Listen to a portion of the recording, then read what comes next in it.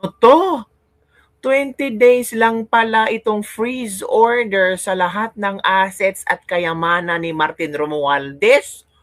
Hala ka, pinaglolo ko lang tayo. Para yatang nanood tayo ng teleserye. So after 20 days, wala nang freeze order. Balik sa dati, enjoy kayamanan. 25 bank accounts yan ha. At marami pang kayamanan ni Martin. Nako po, kung hindi pakakasuhan, o ano, nako, natatawa talaga ako sa nangkadramahan ngayon do. Para yatang diversionary tactics itong ginawa ng gobyernong ito para daw di umano idiin-diin si Martin. Tapos si Martin naglabas-labas ng video para daw sabihin na BBM is doing great. BBM kahit kaduguman niya ay wala siyang pakialam as long as managot sa korupsyon. Eh ano to? 20 days? So after 20 days, anong gagawin ni Martin? Lahat ng kanyang kayamanan, ay nako, ita-transfer sa ibang bansa. Pwede yan, kabibig mangyayari talaga yan, oy. Wais din ito si Martin, no? Hinayaan lang ni Martin. Kasi 20 days lang yan. O drama lang yan. Huwag kayong matakot. 20 days lang yan. O eto, baka sabihin nyo naman, gawa-gawa ako naman yung 20 days istorya. Basahin natin. O, ito. O, sa bilyonaryo to ha. O, ito, makasin nyo ha. AMLAC. Bilyonaryo News. AMLAC. Romualdez assets frozen amid plunder allegations. Pero kulang ang kanilang news for 20 days. Sana merong 20 days. O, ito kabibig. Basahin natin ha. Ito ay report ni Kevin Pilapil. The Court of Appeals has issued a freeze order on dozens of assets linked to former House Speaker and late Representative Martin Romualdez in connection with the alleged flood control project anomalies. While the AMLAC or Anti-Money Laundering Council in a press release announced the freeze order against a prominent incumbent legislator, Billionaire News Channel obtained a copy showing the order was issued against Romualdez. Itong AMLAC ba mahilig mapablind item? Kasi ang AMLAC nag-release ng statement pero hindi pinangalanan kung sino. Buti na lang ang bilyonaryo nakakuha ng kopya na order na si Martin pala. Ikaw AMLAC ha? Namumuro ka na. Pa-blind item ka pa, si Martin lang pala. The order secured by the AMLAC on Thursday and publicized Friday covers bank accounts, insurance policies, investments accounts, and real estate properties associated with the former speaker, his alleged business associate, and a corporate entity flagged in the probe. In BNC's agenda exclusive report, the council said the appellate court found sufficient grounds to link the assets to possible violations of anti-graft laws, bribery provisions under the revised penal code, and the plunder. Dito tayo masyasyak kabibig. According to the document, 25 bank accounts and 10 insurance policies were registered under Romualdez name. Wow, 25 bank accounts. Ang dami naman yan. Kumpara mo kay BP Sara. How much more kaya kang BBM? Ilang bank accounts ba meron si BBM? Ay, nako, hindi natin alam.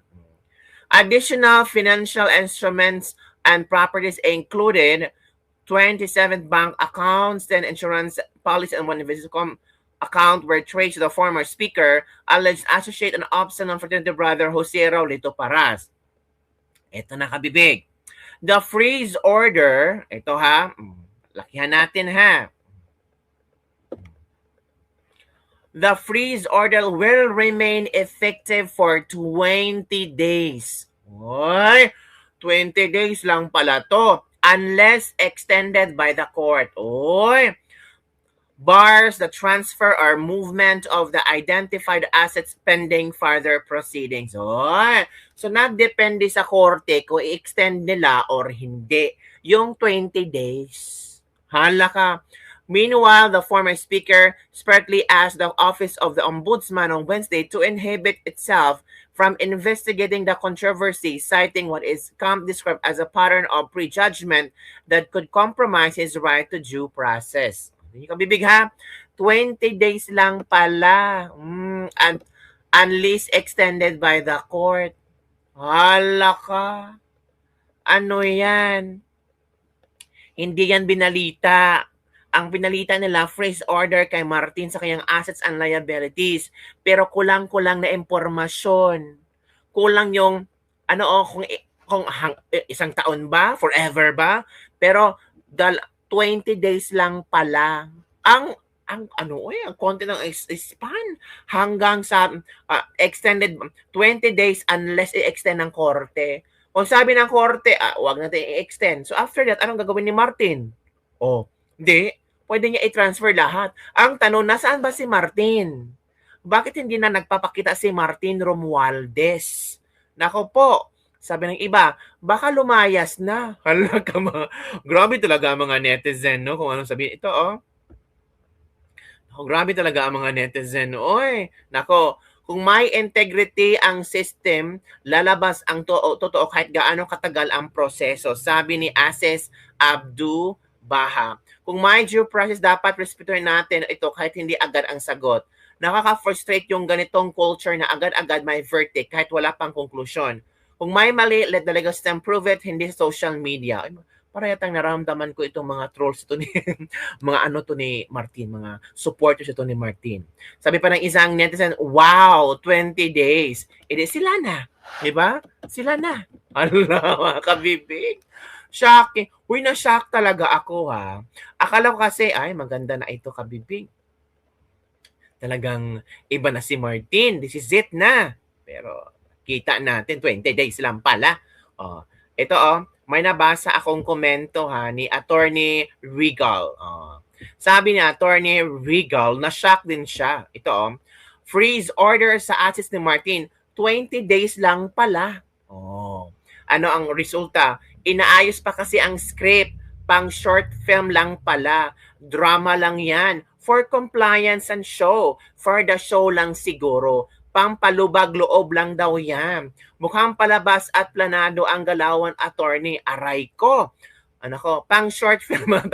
Pabibo ang nag-frozen. For compliance. Para sabihin na freeze lang. Akala 1 year. Optics lang pala. Kunwarian lang pala. What?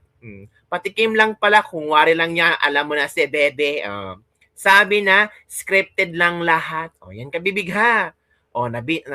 Pati si Attorney Regal, nag-freeze order sa assets ni Martin. 20 days lang pala. Laka. Scripted. Drama lang pala. Drama lang pala lahat.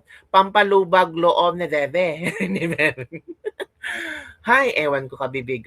Grabe ang Pilipinas. Grabe ang mga politiko sa Pilipinas. Parang hindi natatakot, no? Parang feel nila ba na, ang tao pwede ba budulin Ang tao, naku, wala yan. Wala yan. Ang mga tao pwede yang loko-lokohin. Diba? Ngayon, Ombudsman Jesus Crispin Remulla is preparing to file at least 5 to 6 cases against former House Speaker Martin Romualdez within the next 2 weeks in connection with the alleged multi-billion pesos flood control scam. Bakit within the next 2 weeks? Bakit hindi bukas? Diba? Diba? Actually, sabi ni Boyeng, hindi pala, sabi ng AMLAC, ito I didn't know. Actually, isang kaso pa lang yan. Pero we have around 5 to 6 cases lined up. Sunod-sunod siyang i-file. Si Boyeng pala to. All of the cases will involve the same action by the AMLAC. Imamanifest lang namin sa court na meron pa kaming ibang kaso. Ang kalaban namin dito, akusado sa pagnanakaw sa gobyerno. Maraming pera, may kapangyarihan. Hindi ho madaling labanan ito. Naku po. Ang dami pala na-freeze na mga ni Martin. Ito 3,100 square meters estate at along Tamarin Road in South Forbes Park. Wow. Property, oh, grabe, no? Ang mahal. Tapos, 1.665 billion by Golden Fisant Holding Groups. Oh, grabe, ang dami ni Martin. 35 accounts across major banks, including BDO, Unibank, Metropolitan Bank, Trust Company, Union Bank. Ang dami. Ang yaman pala ni Martin. Tapos hindi iniimbestigahan. Ang iniimbestigahan sa Kongreso, ang SALI ni BP Sara, ang AMLAC na mga transactions ni BP Sara, yung ang kanilang ipinaiimbestigahan. Nakakatawa, no? Tapos itong si Martin, multi-billionaire pala to. Di ba? Tapos si Chua, hala, si Sara, bilyonaryo. Uy, Chua, gumising ka. Chua, huwag masyadong...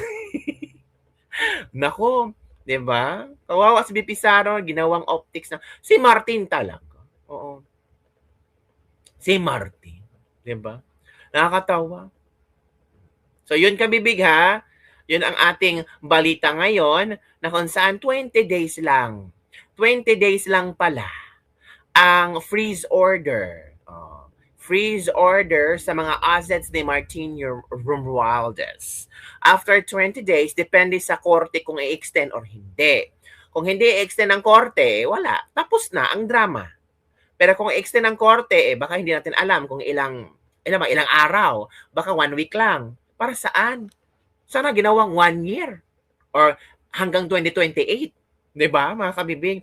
Kayo, ano ang inyong reaction hinggil dito? Comment down below, mga kabibig. Si Martin, nag-video na ba si Martin, no, na how can I be the mastermind? Oh, how can I be the mastermind? Oh, paano daw siya maging mastermind? Oh, nilaglag mo yung sarili mo. Bakit? Bakit nilaglag ni Martin kay sarili? Kasi inamin niya na hindi siya mastermind. So alam niya na meron talagang corruption. Pero kilala niya kung sino ang mastermind. Oh, di ba, Martin? Pero 20 days lang talaga. Ay, grabe, no? Padrama lang pala itong 20 days freeze order.